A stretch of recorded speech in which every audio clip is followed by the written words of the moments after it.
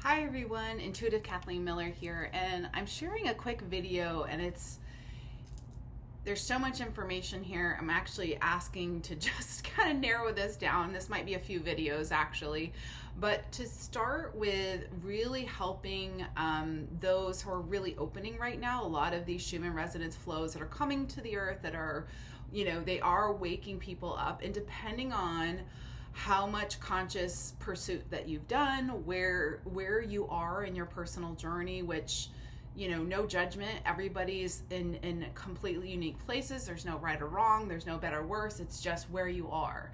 And what my intention for this video is to help people begin to connect to their star families in a healthy way, to realize and clear the garbage that has been drip fed, unfortunately, for decades, to deter us from these benevolent, very high integrity beings that are desiring to help us be connected within ourselves, to awaken to higher conscious states of being, and opening our capacity to create a sustainable future for the planet and for our collective. So that's my target, and that's my intention with sharing this. So I just want to cover a few, that are very active with ground crew here for advanced starseeds that are quite awakened with who they are and what they're here to contribute for those that are transitioning at all these different levels in the collective.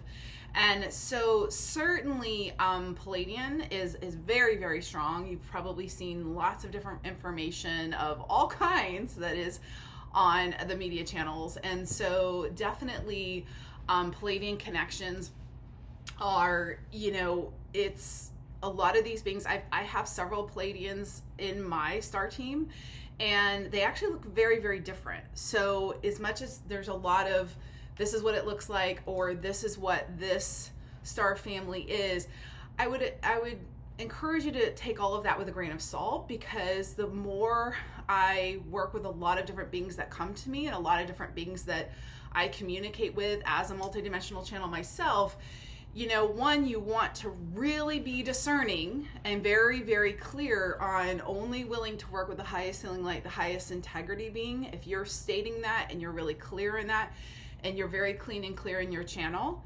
And if you're not very clean and clear in your channel, you should not be trying to connect to anything. Work on that first, please.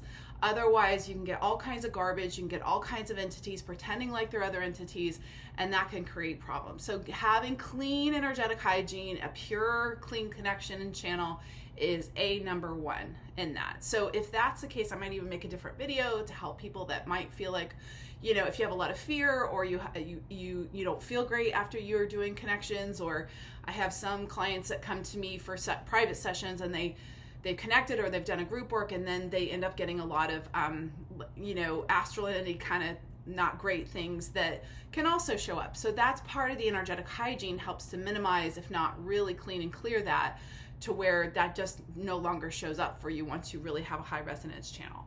And then once you're there, the top ones, Pleiadian is certainly this is just from my own experience in seeing this.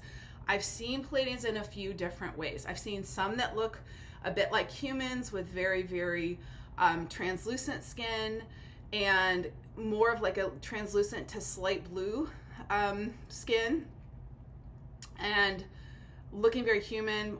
And then I also have another one that's also Pleiadian, and she actually is very, very tall. She's over 8 feet, and she's a little bit darker blue. She's a little bit more of like a different shade of blue. And as an art major, I'm really big on color, really big on different shades and different,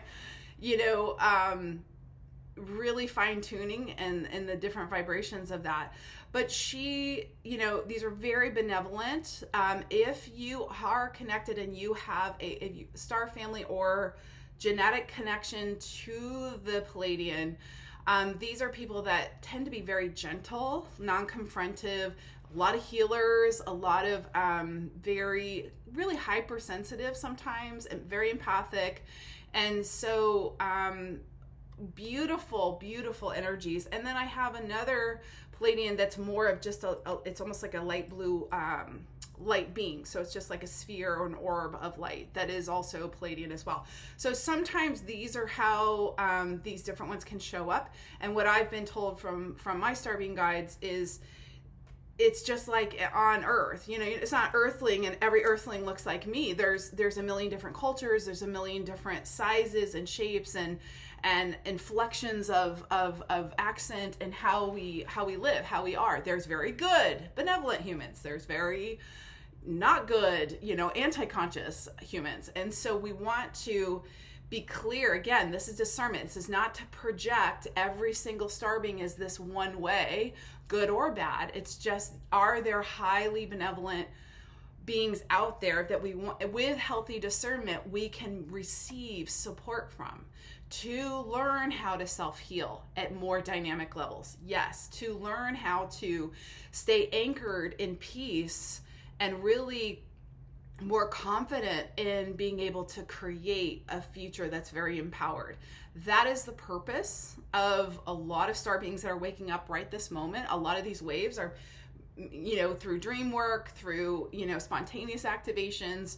These are really waking up. So that Pleiadian connection is a strong one. If you notice, also people who are very connected in their body. Another thing with Pleiadian is they're very body connected as well. So one thing I notice when I work with Pleiadian is there is a very strong sense of kind of a visceral flow through the whole body, and I don't get that with all the different star families I work with. So that's Pleiadian. That's the first one.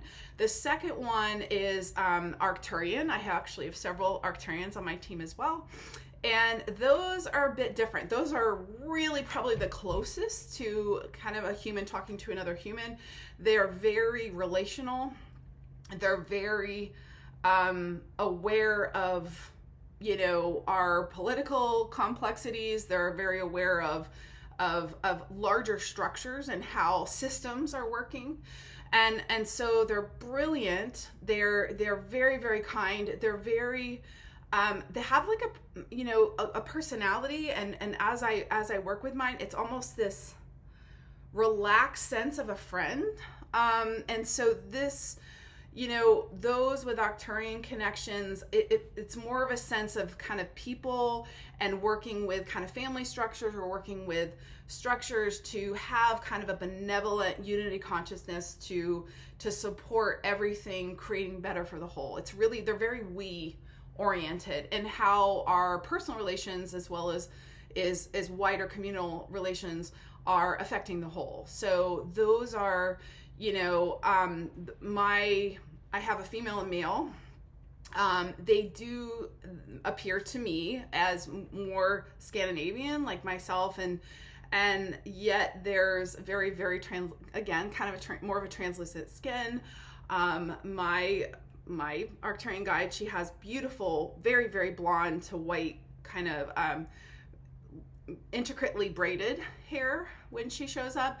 And then not too tall, probably, I mean, still taller than average, but when you know, she walks with me, she's a little bit taller, but not a whole lot.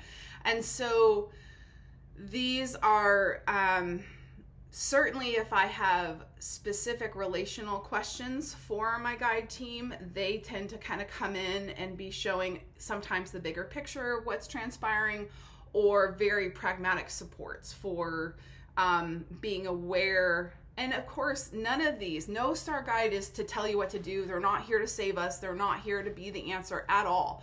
They are here to contribute a higher conscious possibilities for us to be aligned and empowered within ourselves and really come into these higher states of awareness of, you know, really this peaceful but also this kind of citizens of galactic, because that is happening, that is transpiring. And even though there's a lot of not great agendas that are also coming out and being cleared very dynamically at this time, there's simultaneously this light kind of rising with it, which is beginning to, you know, be those layers of change that are coming in. So that's Arcturian, if that resonates for you. that might be one to ask to connect into in your dream state. The next grouping is Lyran. So the Lyran beings are incredible, and it's funny because as a child, this is even though I had a lot of visitors, a lot of night terrors, because I had some not great beings that I dealt with as a child and even well into my 20s as well, I really, had the Lyrans around me a lot. And so Lyran beings are definitely like cat lion, like Leo Lyran, and they are my personal one. She shows up and she's quite tall. It's crystal clear when it's a Lyran, because that is almost like the nightclub bouncer. They are very, very fierce, and or my experience with this, because it might not be yours, but this is mine, is one, I noticed that even though I do have animal guides that are literal, panther beings, but these are, they really come in, they're very focused on empowerment, they're very focused on very no nonsense energy, but in a dynamically loving way. Like they have your back. If when my Lyran, I have a few different ones that have come in for different reasons, for different transitions in my own development, but one that's there very consistently, she comes in when I am questioning myself, when I'm in doubt. She comes in and is really, I have your back. It's time to step up. It's big girl panty day to like move into, more confidence within yourself. So when you're seeking to build that and get support in that, Lyrans are an amazing one. And if you have a crazy obsession or affinity with cats, like I always have, that can also be part of that connection. And so they're very independent. They want everyone to be successful in their own independence and interdependence within all. And it's not from an aggressive place to control or dominate. It's really from a place of knowing yourself and being really grounded in that, and then letting, your knowing of where you need to be. And there's still a benevolence, there's still a dynamic love there. And yet it's a very different flow and wavelength of energy. So that's the Lyran one. And then the next one, so which one do I do next? Okay, so we're gonna do one more. Is actually one that's showing up to share at this time is Venusian.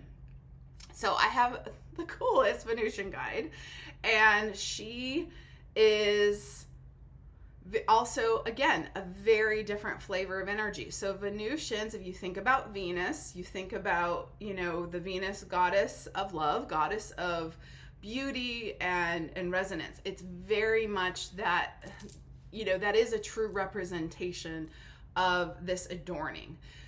My personal, on my team, my Venusian guide, she's very much around building sensuality, building your sensual, sexual connections in a very healthy, a very conscious way that is very earth connected as well. And so it is part of that, she's very beautiful.